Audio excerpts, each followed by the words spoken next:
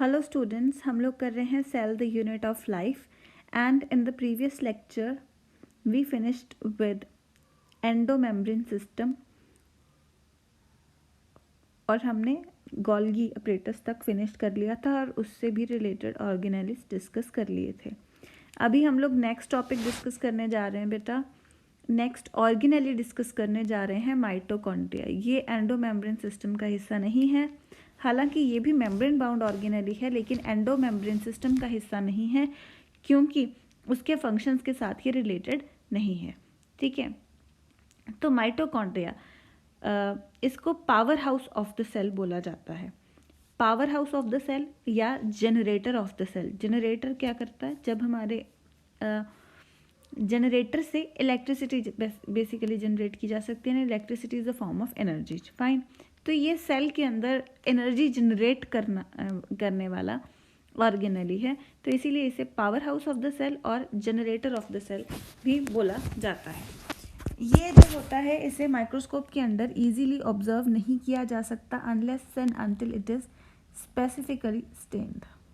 तो specific staining होती है इसकी। ये पॉइंट इंपॉर्टेंट है कि जो जनरल स्टेनिंग होती है सेल की, ठीक है, जो जनरल स्टेनिंग होती है, ब्लू एंड पिंक स्टेनिंग जो हम नॉर्मली करके ऑर्गेनेलीज को ऑब्जर्व करते हैं कि उसका बाकी साइटोप्लाज्म पिंक और न्यूक्लियस हम लोगों को ब्लूइश दिखाई देने लगता है, लेकिन माइटोकॉन्ड्रिया उस नॉर्मल स्टेनिंग से विजिबल नहीं होता है। इसको स्पेसिफिकली स्टेन करना पड़ता है, इसके लिए स्पेशल स्टेनिंग प्रोसीजर्स अलग से होते हैं। ठीक है, देन हम आपको सिर्फ इतना ही जानना है कि स्पेसिफिक स्टेनिंग प्रोसीजर्स हैं। प्रोसीजर्स की डिटेल आप लोगों को नहीं जाननी है। फाइन, तो वो आपके करिकुलम में नहीं है। अभी number of mitochondria per cell, कितने माइटोकॉन्ड्रिया होंगे किसी भी सेल में, ये एक्चुअली डिपेंड करेगा उस सेल की ज़रूरत के हिसाब से। जैसे मैंने बताया कि mitochondria power house of the cell है, एनर्जी जनरेट करता है। अलग अलग सेल्स के अलग अलग काम होते हैं बेटा। तो जिस सेल के ज़्यादा कॉम्प्लिकेटेड काम होंगे या एनर्जी रिक्वायरिंग प्रोसेस होंगे, तो वहाँ पे ऑब्वियसली ज़्यादा माइटोकॉन्ड्रिया होगा। The number of mitochondria per cell is variable depending on the physiological activity of the cells. तो क्या फंक्शनल एक्टिविटी है सेल्स की, उसके accordingly number of mitochondria per cell vary करेंगे। अगर फिजियोलॉजी यानी फंक्शन, फिजियोलॉजी मतलब फंक्शंस होते हैं बेटा, तो फिजियोलॉजिकल एक्टिविटी अगर ज़्यादा है, ज़्यादा एक्टिव सेल्स हैं जो, उनमें माइटोकॉन्ड्रिया का नंबर ज़्यादा होगा, और जो लेस एक्टिव सेल्स हैं उनमें माइटोकॉन्ड्रिया का नंबर कम होगा। अगर थोड़ा बहुत बेटा शेप और साइज़ को भी अगर हम ध्यान में दें, तो इनका शेप और साइज़ में, ख़ास तौर पे साइज़ में, शेप में कोई ज़्यादा फ़र्क इतना नहीं होता, थोड़ा बहुत होता है, ठीक है, लेकिन साइज़ का एक्चुअली इसमें भी काफ़ी अंतर देखा जाता है डिफरेंट सेल्स में। ये भी ज़रूरत अनुसार, ज़्यादा एक्टिव सेल्स में थोड़े बड़े और ज़्यादा इनएक्टिव सेल्स में छोटे बेटा। बहुत ज़्यादा फ़र्क नहीं होता, लेकिन कुछ हद तक होता है।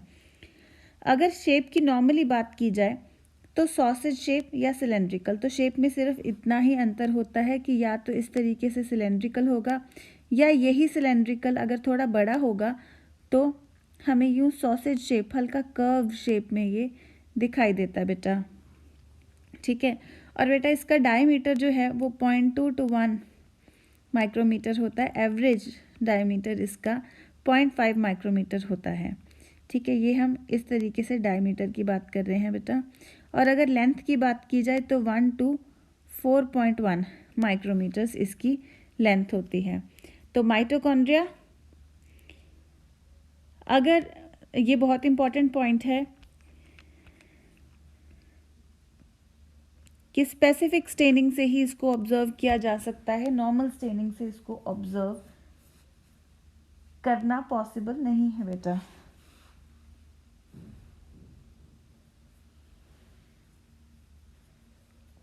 और कितने माइटोकॉन्ड्रिया होंगे किसी भी सेल में और उनका क्या साइज होगा, ये वेरी करेगा फिजियोलॉजिकल एक्टिविटी के हिसाब से। कुछ हद तक शेप वेरी करता है, इतना ही कि सॉसेज शेप हो सकता है, ठीक है, या सिलेंड्रिकल हो सकता है बेटा। तो डायमीटर इसका 0.2 to 1 micrometers, average, on an average it is, so देखो साइज़ का कितना वेरी कर रहा है, 0.2 to 1 माइक्रोमीटर्स इसका डायमीटर ही वेरी कर रहा है, और लेंथ का तो बहुत ही ज़्यादा वेरिएशन है, 1 to 4.1 माइक्रोमीटर्स लेंथ का वेरिएशन यहाँ पे देखने को मिलता है। लेंथ में हमें काफ़ी ज़्यादा वेरिएशन इसमें देखने को मिल रही है, ठीक है।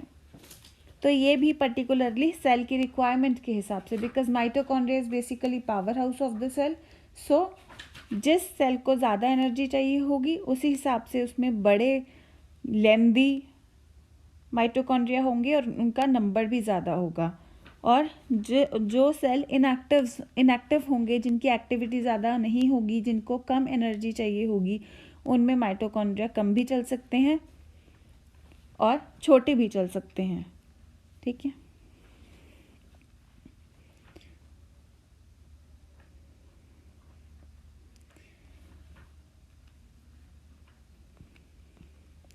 ये आप देख सकते हैं जो मैंने सॉसेज शेप या सिलेंड्रिकल शेप जो आपको बताई, यहाँ पे कुछ सॉसेज शेप का माइटोकॉन्ड्रिया हम लोगों को दिखाई दे रहा है, ठीक है। इसके कट सेक्शन में ये भी, जैसे मैंने आपको मेम्ब्रेन बाउंड ऑर्गेनेलिज में ये करा रही हूँ, इनमें डबल मेम्ब्रेन होते हैं सभी ऐसे ऑर्गेनेलिज में, तो वैसे ही ये आउटर और ये इनर मेम्ब्रेन है, ठीक है। इसकी बाकी शेप के बारे में हम अभी पढ़ते हैं आगे।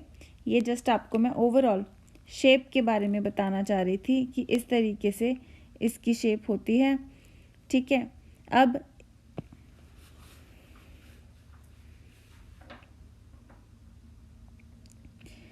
इसका जो यहाँ से तो इसका मेम्ब्रेन के लिए कट सेक्शन किया गया है और यहाँ पे स्ट्रक्चर के लिए कट सेक्शन इसका दिखाया गया है, ठीक है।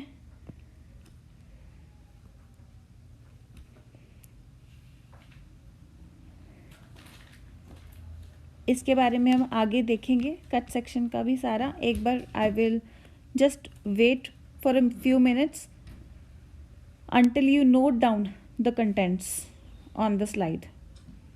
तो अच्छे से नोट करो, जैसे पॉइंट वाइज मैंने अरेंज किया हुआ है ऐसे पॉइंट वाइज आप लोग अरेंज करो। आंसर्स एग्जाम में भी ऐसे पॉइंट वाइज लिख के आओगे तो आपकी स्कोरिंग भी इजी हो जाती है, टीचर के लिए अच्छे स्कोर आपको फिर मिलते हैं, ठीक है। तो यहाँ पे ये ध्यान देंगे बेटा, माइटोकॉन्ड्रियन बोलते हैं अगर सिंगल होता है, और माइटोकॉन्ड्रिया अपने आप में प्लूरल है। कुछ बच्चे प्लूरल में एस लगा रहे होते हैं यहाँ पे, तो वैसा काम नहीं करना है।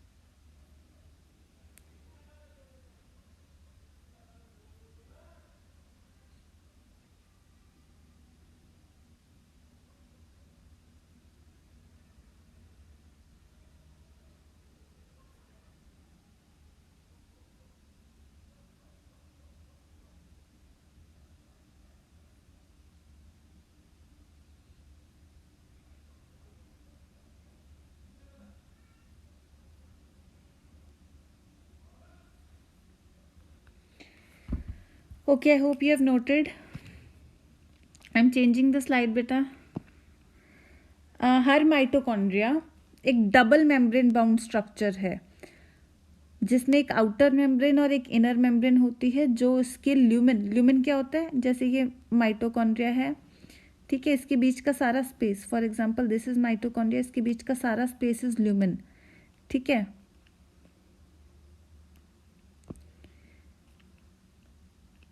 तो mitochondria double membrane bound structure है जिसमें आउटर और इनर मेम्ब्रेन होता है, और जिस वजह से इसका ल्यूमेन जो है दो हिस्सों में बंट जाता है, ठीक है. दो हिस्सों में कैसे बंट जाता है, एक आउटर और इनर कंपार्टमेंट, ठीक है.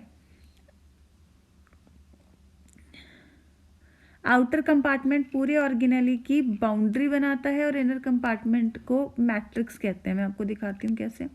जैसे ये ऑर्गेनेली था पूरा का पूरा, ठीक है. अरे तो एक्चुअली जब हम ड्रॉ करते हैं इसको कुछ इस तरीके से ड्रॉ कर देते हैं हम लोग, ठीक है. आउटर ऑर्गेनेली, आउटर मेम्ब्रेन, और इसका जो इनर मेम्ब्रेन है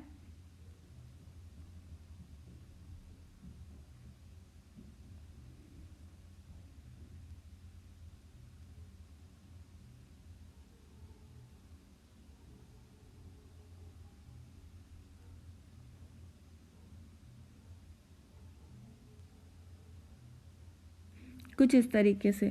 तो यहाँ पे आउटर मेम्ब्रेन और इनर मेम्ब्रेन दो मेम्ब्रेन्स हैं, ठीक है.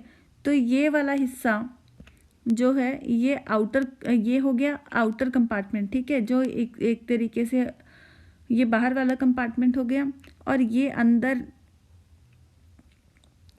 का कंपार्टमेंट हो गया. तो इस तरीके से दो हिस्सों में इसको बांट देता है इनर मेम्ब्रेन स्पेस, जिसको हम लोग मैट्रिक्स बोलते हैं, इसको मैट्रिक्स बोल देते हैं, जो इनर मेम्ब्रेन स्पेस है, ठीक है. मैट्रिक्स या inner membrane.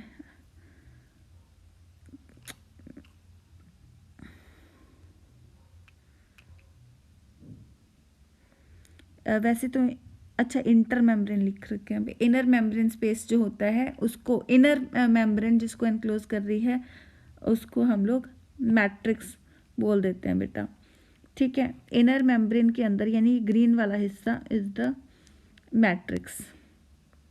Okay, it has been labelled here matrix. Fine. तो ये इनर मेम्ब्रेन है, ये आउटर मेम्ब्रेन है, ये इंटर मेम्ब्रेन स्पेस, ठीक है. This is the inter membrane space.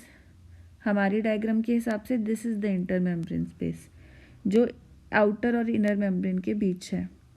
और इसके ये जो उभार आ रहे हैं बेटा, ये इस तरीके से ये जो उभार आ रहे हैं, ठीक है, ये वाला, ये इधर वाला, इनको हम लोग, ये थोड़ा शार्पन दिखते हैं इसलिए हम इनको क्रिस्टे बोल देते हैं बेटा, क्रिस्टे, ठीक है. ये सिस्टर्ने वर्ड हमने किया था पीछे माइटोकॉन्ड्रिया में, और यहाँ पे क्रिस्टे वर्ड कर रहे हैं. ये आपको ज़रा ध्यान में रखने हैं दोनों ही वर्ड्स, ठीक है. तो हमने क्या देखा अभी, माइटोकॉन्ड्रिया डबल मेम्ब्रेन स्ट्रक्चर है, आउटर मेम्ब्रेन और इनर मेम्ब्रेन है, जिससे दो एक्वस कंपार्टमेंट में ये बट जाता है, आउटर कंपार्टमेंट और inner compartment. Inner compartment matrix है, आउटर कंपार्टमेंट इसकी बाउंड्री बनाता है पूरी ऑर्गेनेली, ठीक है. इनर कंपार्टमेंट जो ग्रीन वाला हमने अभी देखा मैट्रिक्स, ठीक है. और मैट्रिक्स के बाहर यानी इनर मेम्ब्रेन के बाहर और आउटर मेम्ब्रेन के अंदर ये इंटर मेम्ब्रेन स्पेस होती है, और आउटर मेम्ब्रेन इसकी पूरी इसकी बाउंड्री बनाता है कि हाँ, जहाँ पे आउटर बाउंड्री है इसके बाहर ये एक तरीके से लिमिट बनाता है माइटोकॉन्ड्रिया की, इसके बाहर माइटोकॉन्ड्रिया नहीं है. इनर मेम्ब्रेन जो है इसके फोल्ड्स होते हैं जिन्हें क्रिस्टा कहते हैं, ये मैट्रिक्स की तरफ इसकी इनफोल्डिंग्स होती हैं. और क्रिस्टा क्यों होते हैं बेटा, माइटोकॉन्ड्रिया जो है वो क्या स्ट्रक्चर है, किसके लिए है, एटीपी बनाने के लिए, यानी एनर्जी बनाने के लिए स्ट्रक्चर है. और एनर्जी बनाने का जो प्रोसीजर है वो कुछ रिएक्शंस, उसमें केमिकल रिएक्शंस होते हैं. केमिकल रिएक्शंस को एक पर्टिकुलर सरफेस चाहिए रिएक्शंस होने के लिए. तो ये जितना ज़्यादा सरफेस होगा उतने ही अच्छे से रिएक्शंस हो पाएंगे। इसीलिए इसकी इनर मेम्ब्रेन इस तरीके से फोल्डेड होती है इन क्रिस्टा, जिससे कि सरफेस एरिया बढ़ जाता है और रिएक्शंस होने के लिए सफिशेंट वहाँ पे एरिया उसको मिल जाता है।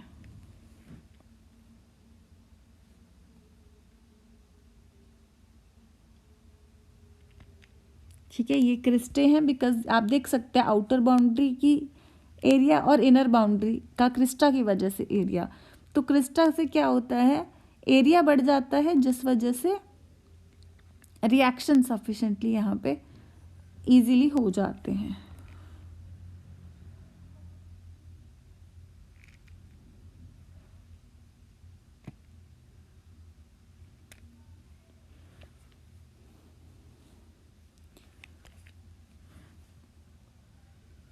आप नोट कर लीजिए बेटा, थोड़ा सा टाइम दूंगी मैं आपको, नोट कर लीजिए इसको quickly.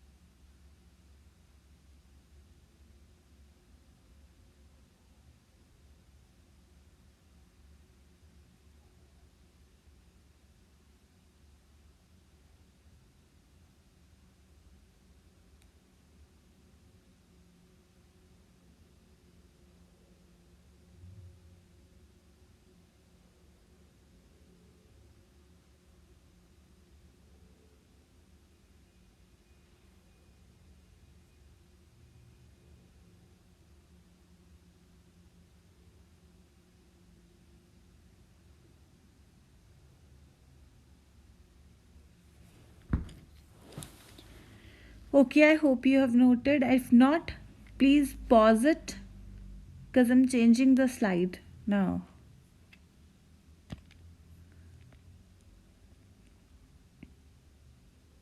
If you want to draw anything or observe anything, वैसे तो मैंने ये सारा एक्सप्लेन कर दिया है. If you want to just observe anything along with the theory you have written, जो थ्योरी आपने लिखी है उसके साथ कुछ कंपेयर करके यहाँ पे देखना चाहते हैं तो पॉज कर लीजिए please, because I am changing the slide now.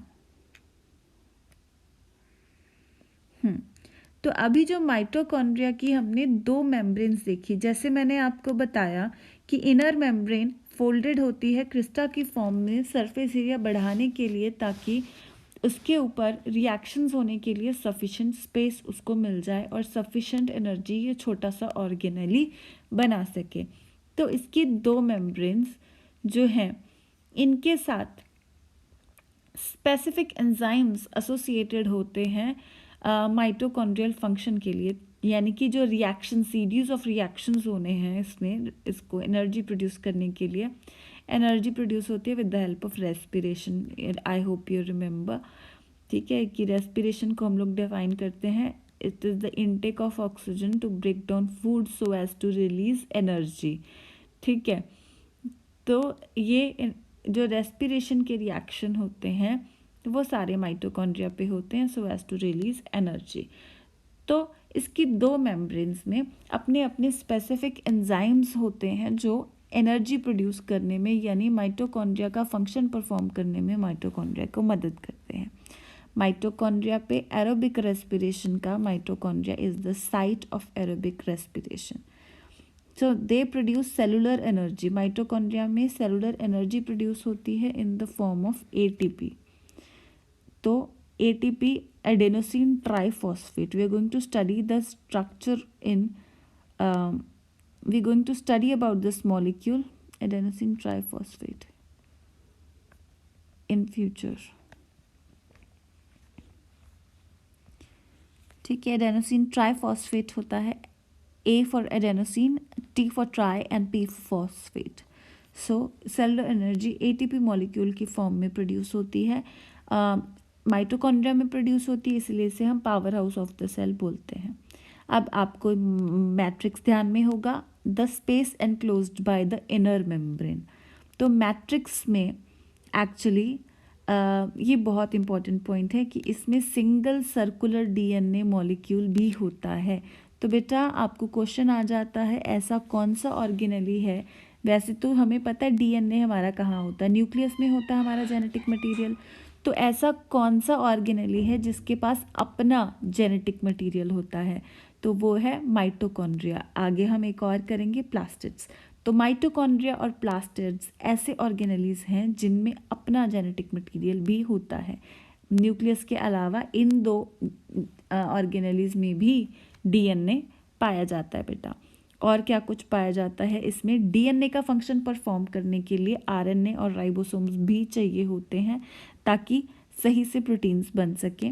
तो ऑब्वियसली अगर इसमें डीएनए है और उसको फंक्शन परफॉर्म करना है तो इसके मैट्रिक्स में circular form of DNA molecule, थोड़ा आरएनए मॉलिक्यूल्स होते हैं, कुछ राइबोसोम्स होते हैं, 70S टाइप राइबोसोम होता है इसमें, जो हमने माइटोकॉन्ड्रिया में पढ़ा था। माइटोकॉन्ड्रिया में भी हमने 70S टाइप पढ़ा था जिसकी 2 सब यूनिट्स होती हैं, 50S और 30S। वैसा ही राइबोसोम्स यहाँ पे पाए जाते हैं माइटोकॉन्ड्रिया में और प्लास्टिड्स में। नॉर्मली हमारे यूकेरियोटिक राइबोसोम्स 80S टाइप होते हैं जिनके बारे में हम आगे पढ़ेंगे, लेकिन माइटोकॉन्ड्रिया और प्लास्टिड में 80S नहीं होता, उनमें 70S राइबोसोम्स ही होते हैं, similar to the one found in the prokaryotic cells और बैक्टीरियल सेल्स। वैसा वाला ही राइबोसोम्स यहाँ पे इन ऑर्गेनेलीज यानी माइटोकॉन्ड्रिया और प्लास्टिड्स में देखा जाता है। सो थोड़े से आरएनए मॉलिक्यूल्स, राइबोसोम्स और कंपोनेंट्स जो कि प्रोटीन सिंथेसिस के लिए ज़रूरी है। तो माइटोकॉन्ड्रिया फिजन से डिवाइड होता है,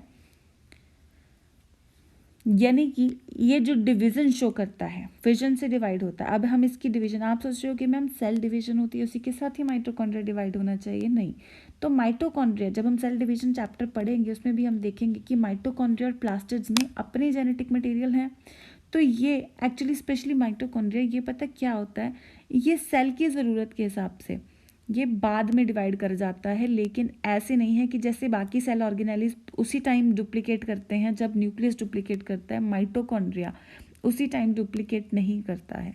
माइटोकॉन्ड्रिया जितने भी माइटोकॉन्ड्रिया पहले अवेलेबल हैं किसी सेल में, ठीक है, व्हाटएवर द सेल इज़, उसमें जो भी माइटोकॉन्ड्रिया अवेलेबल हैं तो ये पहले रैंडम डिवीजन इनकी हो जाएगी। फॉर एग्जांपल एक में एक चला गया, एक में 2 चले गए, लेकिन बाद में ये सेल ने जो फंक्शंस परफॉर्म करने शुरू कर दिया और इसने जो फंक्शंस परफॉर्म करने शुरू कर दिए तो उस हिसाब से ये फिर मल्टीप्लाई कर लेंगे बाद में, ठीक है। तो जब सेल डिवीजन होती है उसी टाइम पे माइटोकॉन्ड्रिया साथ डिवीजन नहीं करता है, ये ज़रूरत के हिसाब से बाद में डिवाइड कर जाता है। This fact we will also study in cell division chapter, ठीक है। तो बेटा इसके मैट्रिक्स में सर्कुलर डीएनए मॉलिक्यूल, थोड़े से RNA molecules, ribosomes and remember important question, ribosome 70S type. तो 70S टाइप राइबोसोम्स कहाँ कहाँ देखने को मिलते हैं? माइटोकॉन्ड्रिया, प्लास्टिड्स और बैक्टीरिया में, ठीक है। बाकी यूकेरियोटिक जो राइबोसोम्स होते हैं वो 80S टाइप होते हैं। तो सर्कुलर डीएनए के अलावा इसमें आरएनए और आरएनए राइबोसोम्स होते हैं ताकि प्रोटीन सिंथेसिस कर सकें, यानी कि डीएनए का फंक्शन परफॉर्म कर सकें। जब डीएनए से आरएनए, आरएनए से प्रोटीन बनता है, तभी डीएनए का फंक्शन परफॉर्म हो पाता है, यानी कोई ना कोई फीचर या फंक्शन एक्सप्रेस हो पाता है।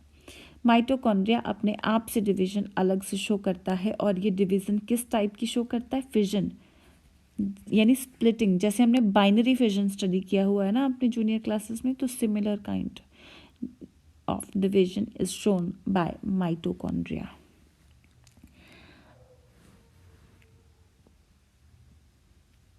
एटीपी की फुल फॉर्म ज़रा आप नोट करें, और 70S के सब यूनिट्स नोट करें, बिकॉज मैं फिर सारा ओके जस्ट अ मिनट, मैं ऐसे ही रब कर देती हूँ ताकि बाकी का हॉच पॉच आपको डिस्टर्ब नहीं करे।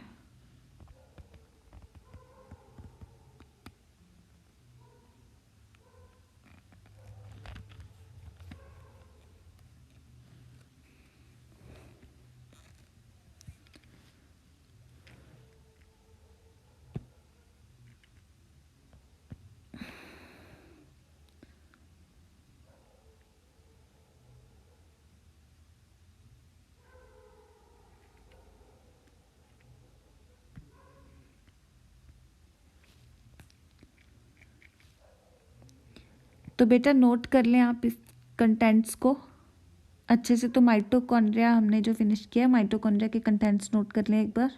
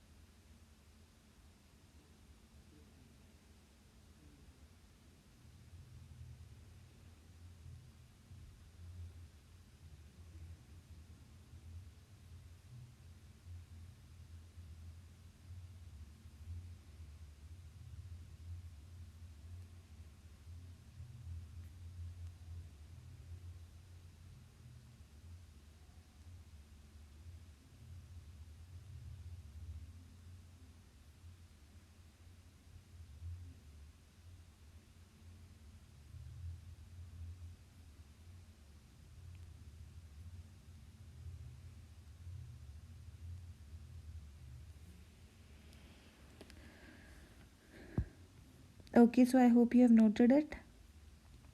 If not, please pause and note, because I'm changing the slide.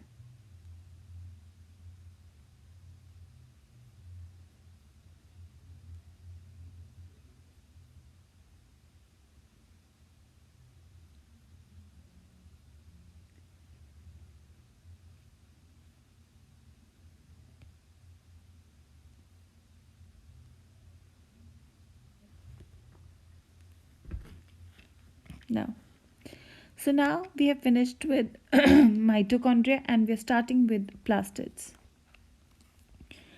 Plastids plant cell सभी प्लांट सेल्स में पाए जाते हैं. एक्चुअली प्लास्टिड्स ऐसे सभी सेल्स में पाए जाते हैं जो अपने लिए अपना फूड खुद तैयार करते हैं और दूसरे ऑर्गेनिजम्स के लिए भी तैयार करते हैं. आई mean to say they are found in all photosynthetic organisms.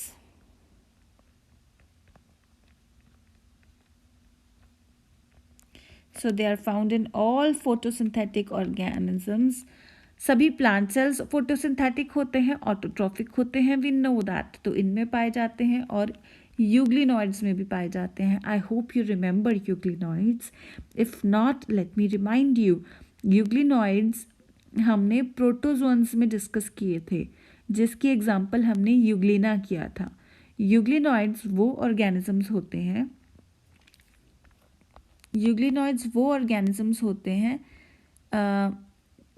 जिनको अगर सनलाइट अवेलेबल है तो प्लास्टिड्स इनमें प्रेजेंट होने की वजह से ये फोटोसिंथेसिस करते हैं, और अगर सनलाइट अवेलेबल नहीं है तो ये हेटरोट्रॉफिक हो जाते हैं, यानी दूसरे ऑर्गेनिजम्स पे फीड करना शुरू कर देते हैं. तो प्लास्टिड्स सभी प्लांट सेल्स में पाए जाते हैं और कुछ यूग्लिनॉइड्स में भी पाए जाते हैं. ठीक है, और यूग्लिनॉइड्स में भी पाए जाते हैं सभी में, because they are photosynthetic, right?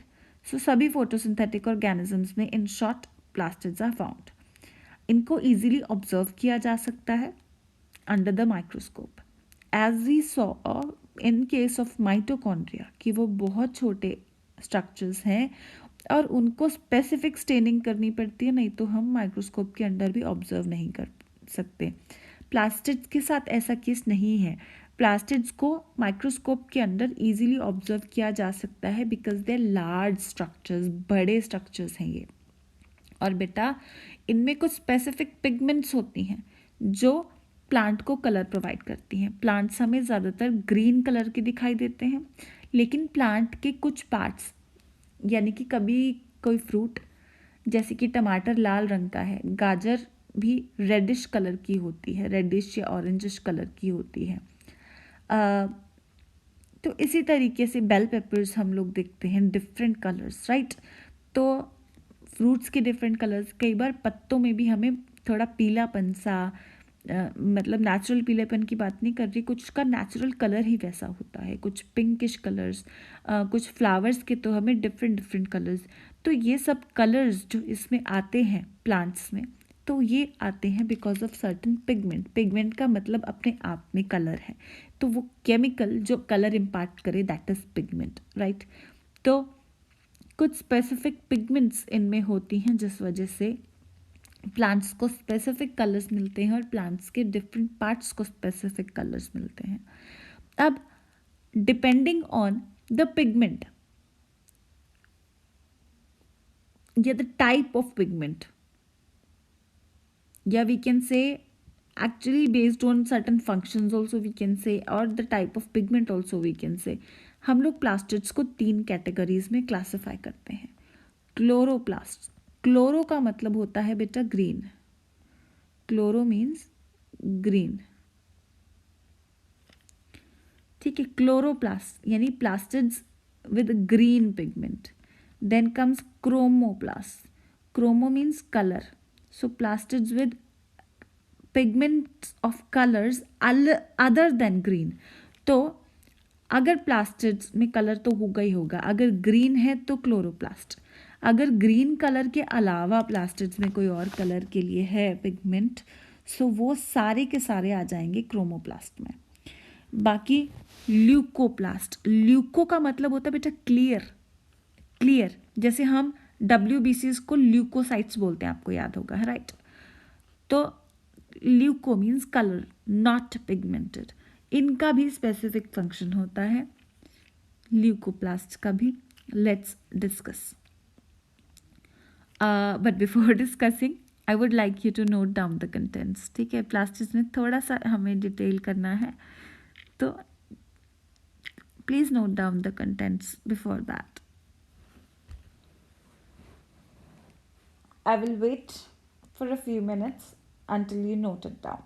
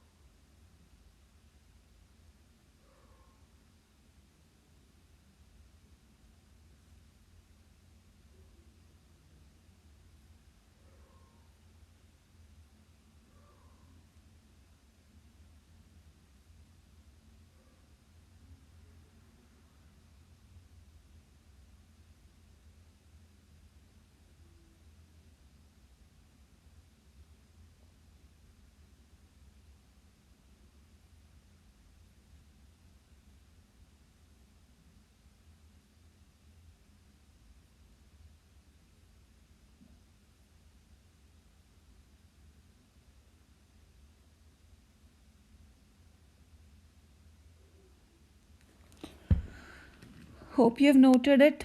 तो प्लास्टिड सभी फोटोसिंथेटिक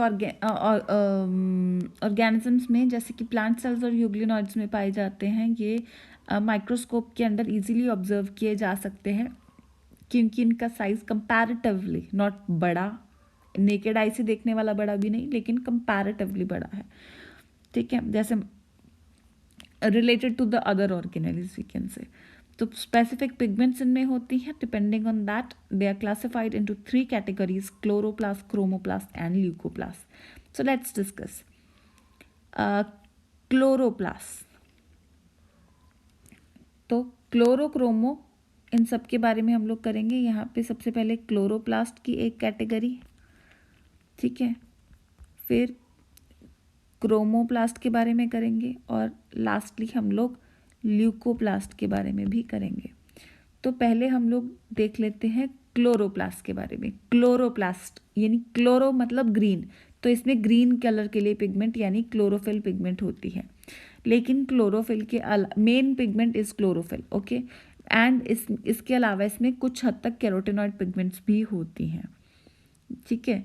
और ये मेनली वो पिगमेंट्स हैं जो एक्चुअली फोटोसिंथेसिस के लिए रिस्पॉन्सिबल है, मेनली फोटोसिंथेसिस। अब फोटोसिंथेसिस के लिए बाकी पिगमेंट्स भी रिस्पॉन्सिबल हैं, बाकी कलर्स भी थोड़े हद तक होते हैं, लेकिन मेनली क्लोरोफिल होता है और उसके बाद कैरोटिनॉइड पिगमेंट्स, ठीक है। ये मेनली जो लाइट एनर्जी को ट्रैप करके फोटोसिंथेसिस, फोटो मतलब लाइट, तो लाइट से फूड सिंथेसाइज हो रहा है, तो फोटोसिंथेसिस लाइट एनर्जी ट्रैप करके फोटोसिंथेसिस की जा रही है, तो ये पिगमेंट्स इसके लिए रिस्पॉन्सिबल होती हैं। इन द क्रोमोप्लास्ट, क्रोमो, अब ये हो गया क्लोरोप्लास्ट के बारे में, आगे आगे क्रोमोप्लास्ट। क्रोमोप्लास्ट में पिगमेंट्स होती हैं कैरोटिनॉइड पिगमेंट्स जैसे कि कैरोटीन, ठीक है। क्लोरोप्लास्ट में मेनली क्लोरोफिल, कुछ हद तक कैरोटिनॉइड पिगमेंट्स। क्रोमोप्लास्ट में फैट सॉल्युबल कैरोटिनॉइड पिगमेंट्स होती हैं जैसे कि कैरोटीन, ज़ैंथोफिल। तो मेनली कैरोटिनॉइड पिगमेंट्स का ज़्यादा कंटेंट क्रोमोप्लास्ट में होता है एज कम्पेयर टू क्लोरोप्लास्ट। तो कैरोटिनॉइड पिगमेंट्स मेनली कौन सी कैरोटिनॉइड पिगमेंट? कैरोटीन, जो कि मेन कैरोटिनॉइड पिगमेंट है, कैरोटीन, ज़ैंथोफिल और बाकी ऐसी और पिगमेंट्स जो कि इसको different colours other than green, green के अलावा कलर देती हैं, जो यानी कि येलो, ऑरेंज, रेड, ये सारे कलर्स जो प्लांट्स को इम्पार्ट करती हैं, ये पिगमेंट्स होती हैं क्रोमोप्लास्ट में। क्रोम का मतलब कलर होता है, ठीक है। Then we come to the third category which is leucoplast. Leucoplast are the colourless plastids. As I told you, leuco means clear, तो क्लियर यानी कलरलेस प्लास्टिड्स होते हैं और इनका शेप एंड साइज बहुत वेरी करता है और इनके फंक्शंस बहुत ही वेरीड और इम्पॉर्टेंट होते हैं। सबसे पहले ये 3 तरह के होते हैं बेटा ल्यूकोप्लास्ट, आगे अमाइलोप्लास्ट, एलियोप्लास्ट और एल्यूरोप्लास्ट। एल्यूरोप्लास्ट प्रोटीन स्टोर करते हैं, एलियो ऑयल्स एंड फैट स्टोर करते हैं, अमाइलो कार्बोहाइड्रेट स्टोर करते हैं। आगे से आगे आपको ये बहुत इजीली अपने आप से लर्न हो जाएगा बिकॉज अमाइलोज हम टर्म करेंगे, अमाइलोज कर भी लिया हमने, है ना, एक चैप्टर में कर लिया, आगे भी करेंगे। Amylo is related to carbohydrate. हमारा अमाइलेज एंजाइम होता है ना, salivary amylase, digest carbohydrates. Because carbohydrates में अमाइलोज एक टर्म करेंगे हम आगे, ठीक है, बायोमोलिक्यूल्स में। तो अमाइलोज एक्चुअली स्टार्च का अमाइलोज होता है जिस पे एक्ट करता है अमाइलेज, ठीक है। तो amylose is a part of carbohydrate. So amyloplast are the plastids storing are the leucoplasts which store carbohydrates. Alio means oil, so alioplasts are the leucoplasts which store oils and fats. Alluro एक type की protein के बारे में हम आगे aleurone के बारे में भी पढ़ेंगे। तो aleuro is for protein, so aleuroplast are the ones which store proteins.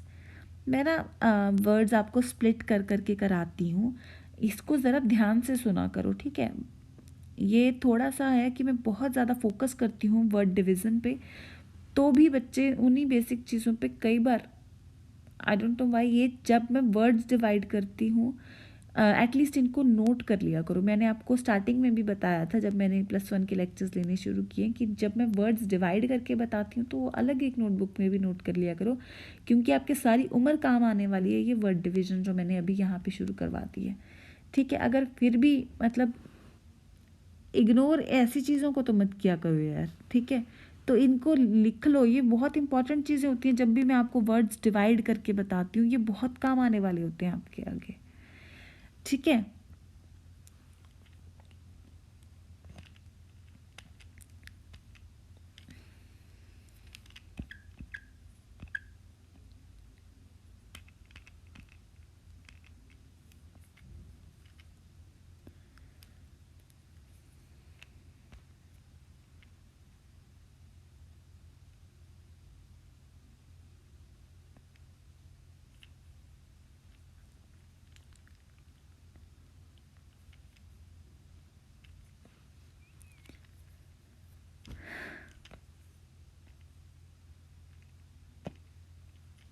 तो नोट करो बच्चे इसको।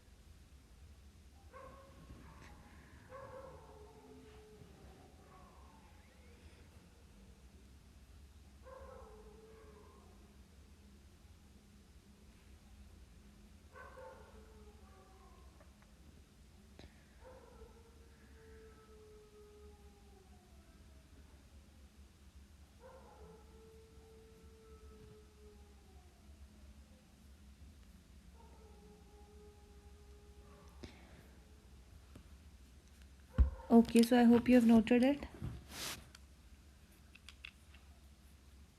ये जो टाइप्स हैं बेटा प्लास्टिड्स के तीनों, क्लोरो, क्रोमो और ल्यूको, ठीक है, इनके फंक्शंस। और फिर ल्यूको के टाइप्स हैं आगे, अमाइलो, एलियो और एलिरोप्लास्ट। ये बहुत इंपॉर्टेंट है स्लाइड, ठीक है, ये बहुत ज़्यादा इंपॉर्टेंट स्लाइड है ये। आई होप इसका एक एक पॉइंट आपने नोट कर लिया। और अगर रह गया, जैसे मैंने यहाँ पे बनाया ना, यहाँ पे रोमन नंबर्स लिखे हैं और उनको आगे हाईलाइट किया, तो ऐसे ही आप एग्ज़ाम में लिख के आएंगे, आपके लिए बहुत अच्छा रहेगा। और ऐसे लर्न भी करेंगे तो बढ़िया रहेगा आपके लिए, ठीक है। I hope you have noted it. तो majority of the chloroplast of the green plants, chloroplast green वाले, वो एक्चुअली मीजोफिल सेल्स में होते हैं, लीव्स के मीजोफिल सेल्स में होते हैं। मीजोफिल सेल्स क्या होते हैं? क्रॉस सेक्शन अगर लीफ का हम बात करें तो सबसे ऊपर तो एपिडर्मल सेल्स होते हैं, राइट। एपिडर्मल सेल्स में बीच में हमारे वो भी आ जाते हैं, तो नीचे नीचे के सेल्स में हमें कुछ हद तक वो दिख जाते हैं।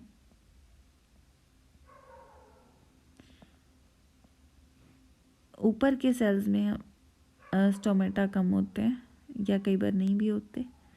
और यहाँ पे ये एपिडर्मल सेल्स होते हैं, ठीक है, जो सबसे ऊपर और नीचे जो अभी तक मैंने ड्रॉ किए हैं। प्लस यहाँ पे ये वाले जो बीन शेप होते हैं, ये गार्ड सेल्स होते हैं जिनके बीच स्टोमेटा वगैरह होता है। इनके आसपास कुछ यूँ स्पेस होती है, ठीक है, जहाँ पे एयर एक्यूमुलेट कर लेते हैं। अभी आगे जो मैं सेल्स बनाने जा रही हूँ, ये कुछ इस तरीके से लंबे वाले सेल्स होते हैं। इनको पैलिसेड सेल्स बोलते हैं या पैलिसेड पैरेन्काइमा। और बाकी यहाँ पे स्पंजी से सेल्स होते हैं बाकी लेयर में। अब इनमें ये अपर लेयर है लीफ की और ये लोअर लेयर है। लीफ को हमने काट करके, ठीक है, उसका क्रॉस सेक्शन देख रहे हैं, बिल्कुल जैसे ये पत्ता होता है, यहाँ से काट के इसको रिफ्लेक्ट करके हम लोग देख रहे हैं, ठीक है। बिल्कुल पतला सा क्रॉस सेक्शन होगा, इतना बड़ा दिखेगा। तो उसमें ये जो ब्लू कलर में मैंने सेल्स दिखाए हैं, ये मीजोफिल सेल्स होते हैं जो इसके बीच के स्ट्रक्चर में देखे जाते हैं। तो ज़्यादातर क्लोरोप्लास्ट एपिडर्मल सेल्स में नहीं होते हैं, मीजोफिल सेल्स में ही पाए जाते हैं, ठीक है। तो ये जो स्ट्रक्चर्स होते हैं ये लेंस शेप के होते हैं, इनकी बात कर रहे हैं, ठीक है। लेंस शेप के स्ट्रक्चर्स होते हैं क्लोरोप्लास्ट। और लेंस शेप के भी हो सकते हैं, oval shape, spherical, disc shape या रिबन लाइक। तो इनकी डिफरेंट शेप्स हमारे पास अवेलेबल हैं, जिनके शेप्स के ये हो सकते हैं, ज़्यादातर बट लेंस शेप होते हैं, ठीक है। तो ऑर्गेनेलीज जो होती हैं इनकी वेरिएबल लेंथ के होते हैं, यानी कि प्लास्टिड्स की लेंथ 5 से 10 माइक्रोमीटर्स के होते हैं और विड्थ इनकी 2 से 4 माइक्रोमीटर की होती है। नंबर इनका क्लामाइडोमोनास जैसे सेल में सिर्फ एक होता है, और ग्रीन एल्गे में भी क्लामाइडोमोनास ग्रीन एल्गे में नियरली 1 पर सेल होता है। और बड़े प्लांट्स की अगर देखा जाए बात, तो इनमें 20 to 40 पर सेल इन द मीजोफिल। अब मीजोफिल में यहाँ पे हमने कितने सारे सेल्स बनाए हैं, तो हर सेल में 20 से 40 होंगे। वेर एज यूनिसेलुलर एल्गा या क्लामाइडोमोनास की बात की जाए, वहाँ पे एक सेल में एक ही होता है क्लोरोप्लास्ट। बड़े प्लांट्स में हर सेल में 20-20, 40-40 क्लोरोप्लास्ट देखे जाते हैं, ठीक है। तो ये डिफरेंट शेप्स हो गई, ऑर्गेनेलिस की डायमेंशन हो गई, और नंबर की डिस्कशन हमने कर ली है। बेटा ऐसे करो, इसको पॉज करके नोट करो। और ये क्रॉस सेक्शन ड्रॉ करने की ज़रूरत नहीं है, ये एनाटॉमी ऑफ फ्लावरिंग प्लांट्स का चैप्टर है आपकी बुक में, उसमें आप लोग देखोगे तो आपको क्रॉस सेक्शन मिल जाएगा, ठीक है। एनाटॉमी ऑफ फ्लावरिंग प्लांट्स नाम का 6th चैप्टर है आपकी टेक्स्ट बुक में। उसमें आप डायग्राम, आपको कलर डायग्राम प्रॉपर अच्छे से आपकी टेक्स्ट बुक में दिख जाएगी। उसमें आप मेसोफिल सेल्स और भी अच्छे से देख सकते हैं, तो उसमें डिटेल डायग्राम है, तो यहाँ पे ड्रॉ करने की ज़रूरत नहीं है, ठीक है। तो मैं रिकमेंड करूँगी कि आप पॉज करके नोट कर लीजिए ताकि मैं आपको आगे करा दूँ, ठीक है। आई विल रिकमेंड पॉज करके नोट कर लीजिए बच्चे प्लीज़, ठीक है। नोट करना ज़रूरी है। मैंने यहाँ पे देखो शेप जिस तरीके से मेंशन की है ना इसकी, इसको पॉइंट में भी मैंने सब पॉइंट्स बना दिए हैं। तो इसी तरीके से आपको आंसर्स लिखने हैं और इसी तरीके से याद भी करने हैं। सो मैं स्लाइड चेंज कर रही हूँ बेटा, मैं ऐसे इसलिए बनाया है ताकि आप लोग भी इसी तरीके से लिखें, ठीक है। So I am changing the slide, please pause it to note it down. I am changing the slide now. तो यहाँ पे जैसे हमने माइटोकॉन्ड्रिया का देखा था क्रॉस सेक्शन, कुछ वैसा ही सेक्शनल व्यू हम लोग क्लोरोप्लास्ट का देख रहे हैं। ये भी डबल मेम्ब्रेन बाउंड स्ट्रक्चर है। आउटर में आउटर मेम्ब्रेन और इनर मेम्ब्रेन इसमें होती है, और इसमें ये ग्रेना और थैलेकॉइड स्ट्रोमा लैमेले क्या है ये मैं आपको बताती हूँ। माइटोकॉन्ड्रिया की ही तरह क्लोरोप्लास्ट भी डबल मेम्ब्रेन बाउंड स्ट्रक्चर है। इनर क्लोरोप्लास्ट मेम्ब्रेन इसमें कम परमिएबल होती है, बाहर वाली बहुत ज़्यादा परमिट करती है, चीज़ों को ज़्यादा परमिएबल होती है। माइटोकॉन्ड्रिया की इनर मेम्ब्रेन के अंदर की स्पेस को हम मैट्रिक्स बोल रहे थे, लेकिन यहाँ पे हम लोग इनर मेम्ब्रेन के अंदर की जो क्लोरोप्लास्ट की स्पेस है उसे हम स्ट्रोमा कह रहे हैं। याद रखनी है ये words. Number of organized flattened membranous sacs are called thylakoids. So thylakoids कैसे होते हैं? यूं सिक्के जैसे स्ट्रक्चर्स होते हैं, ठीक है। ये सिक्का, एक सिक्के के ऊपर अगला सिक्का, दूसरे के ऊपर तीसरा सिक्का, तो ये पूरा सिक्का, सिक्के के ऊपर सिक्का जब जुड़ जाता है तो इनको हम कहते हैं ग्रेना। तो सिंगुलर अगर होगा तो हम इसे कहेंगे थैलेकॉइड।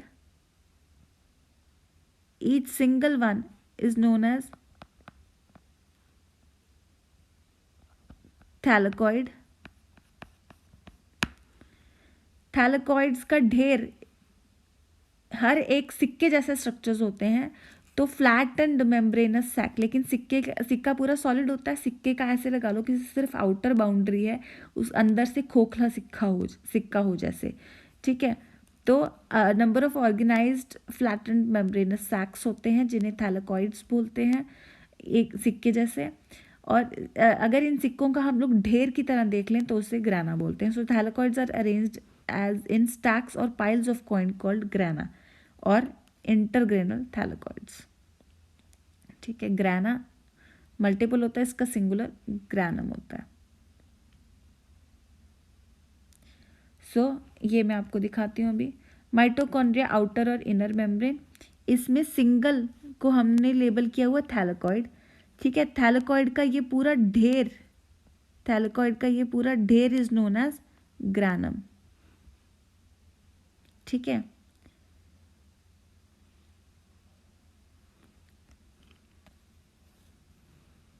अगर मैं आपको ड्रॉ करके इन पर्टिकुलर ये चीज़ बताऊं तो for example this is the plastid that I have drawn, ठीक है। This is the plastid that I have drawn. तो इसमें क्या होता है? थैलेकॉइड, थैलेकॉइड,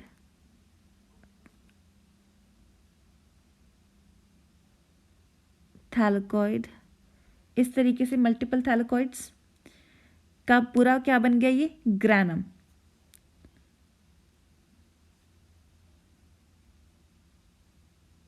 अब यहाँ पे एक और थैलेकॉइड, थैलेकॉइड, थैलेकॉइड, थैलेकॉइड, यहाँ पे फिर से ये पूरा बन गया ग्रानम, ठीक है।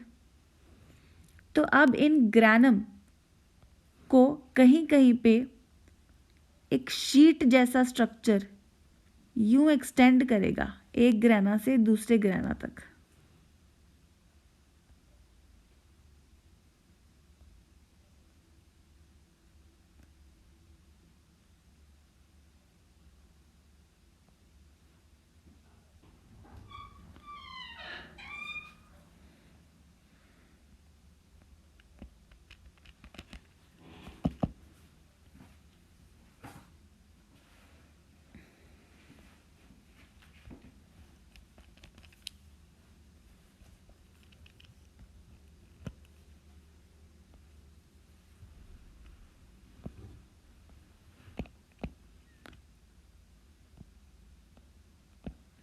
आई don't know why razor is not working. तो ये एक्चुअली ये जो मैंने ऑरेंज कलर में ड्रॉ किया है, it should be like hollow a bit, ठीक है, इस तरीके से। तो ये स्ट्रोमा है ये सारा का सारा, ये वाला स्ट्रक्चर जो अंदर का इसके अंदर का जो एरिया है दैट इज स्ट्रोमा, ठीक है। तो स्ट्रोमा के अंदर का जो पोर्शन है that is all the liquidy content, करी कंटेंट, करी काइंड ऑफ थिंग।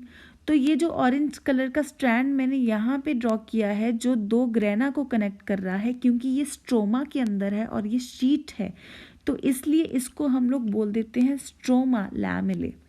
अगर मैं एक और बना के आपको दिखाऊं, so this stroma lamellae is a sheet kind of a structure which is connecting different grana। तो ये जो डायग्राम मैंने यहाँ पे ड्रॉ किया ना, आप इसको ऐसे ड्रॉ करोगे, ठीक है। तो यहाँ पे लेबलिंग क्या क्या करोगे आप, ऑरेंज कलर की शीट को आप लोग स्ट्रोमा लैमेले लेबल करोगे, ठीक है। बाकी सिंगल को आप लोग थैलेकॉइड और इस तरीके से ग्रुप को आप लोग ग्रेना। तो how will you label this, just a minute.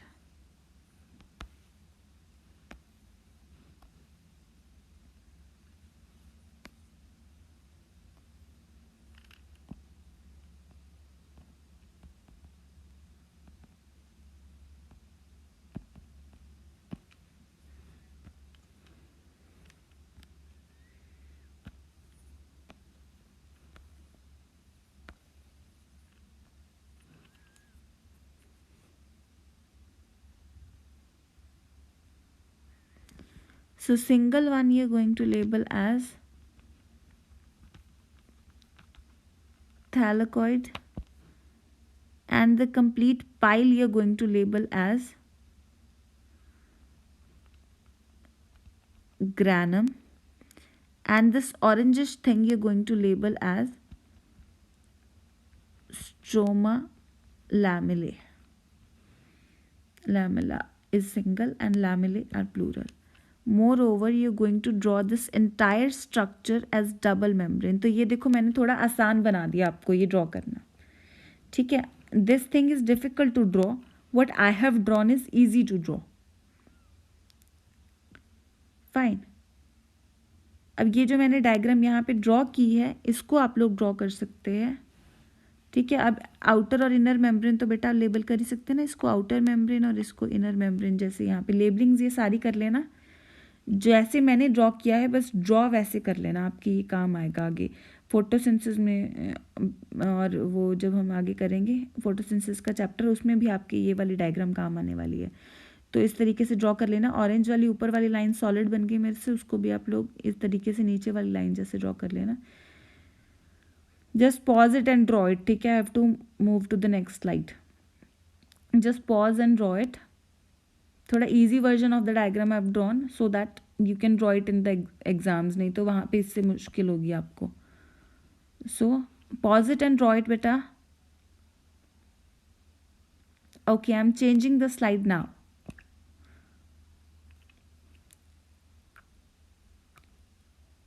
ये हमने बात कर ली सारी, वही बताया कि डबल मेम्ब्रेन स्ट्रक्चर है। इनर क्लोरोप्लास्ट मेम्ब्रेन जो होती है वो कम परमेबल होती है। स्ट्रोमा बोलते हैं इनर मेम्ब्रेन के अंदर के एरिया को, हमने पीछे लेबल किया। सिंगल को थैलेकॉइड बोलते हैं, फ्लैटेंड सैक को, और थैलेकॉइड्स के ढेर को ग्रेना बोलते हैं। फोटोसिंथेसिस के चैप्टर में हम देखेंगे इनके अंदर कौन कौन से रिएक्शंस कैसे हो रहे हैं, ठीक है। अब स्ट्रोमा लैमेले के बारे में भी मैंने आपको बताया कि in addition flat membranous tubules होते हैं या शीट सॉर्ट ऑफ स्ट्रक्चर्स होते हैं जिनको हम लैमेले बोलते हैं, स्ट्रोमा लैमेले बोलते हैं, जो डिफरेंट थैलेकॉइड्स को या डिफरेंट थैलेकॉइड्स ऑफ डिफरेंट ग्रेना इनको आपस में कनेक्ट करते हैं। अब मेम्ब्रेन्स ऑफ थैलेकॉइड्स के अंदर ये जो हमने थैलेकॉइड एक सिक्के जैसा स्ट्रक्चर बनाया है, इसके अंदर की स्पेस होती है जो इसको ल्यूमेन बोलते हैं। इस तरीके से बना है ना सिक्कों का ढेर, तो एक थैलेकॉइड के अंदर की स्पेस, एक थैलेकॉइड के अंदर की जो स्पेस होती है उसको ल्यूमेन बोलते हैं, ठीक है।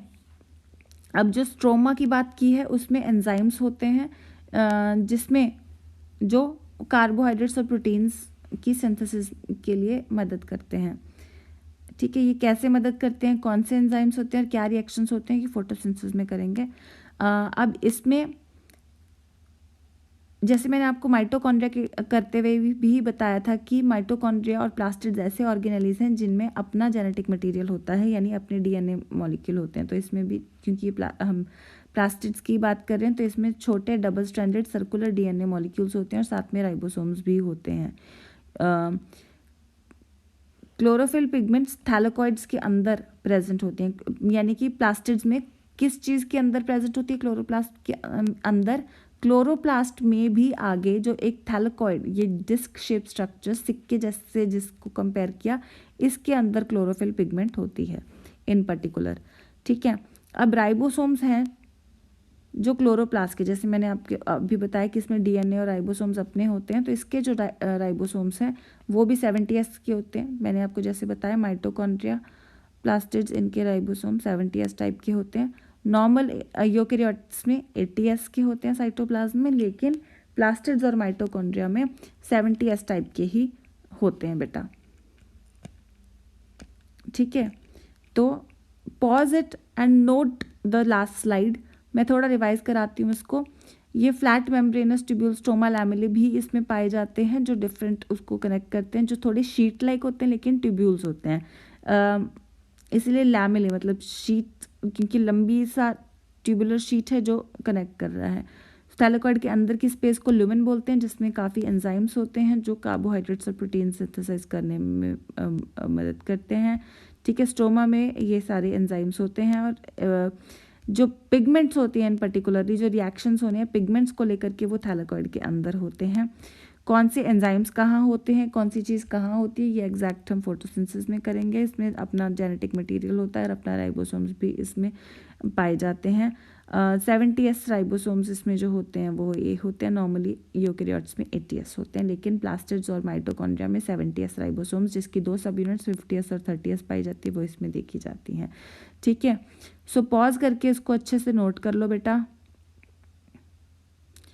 मैं लेक्चर क्लोज कर रही हूँ। That's all with this lecture, study it well. आज के जो 2 हमने ऑर्गेनेलिज इन डिटेल डिस्कस किए हैं, माइटोकॉन्ड्रिया और प्लास्टिड्स, अल्ट्रा इंपॉर्टेंट है दोनों, इसलिए मैंने आराम से सारा करवाया, क्योंकि इन दोनों में से मैक्सिमम क्वेश्चंस आपको इस चैप्टर में इन दोनों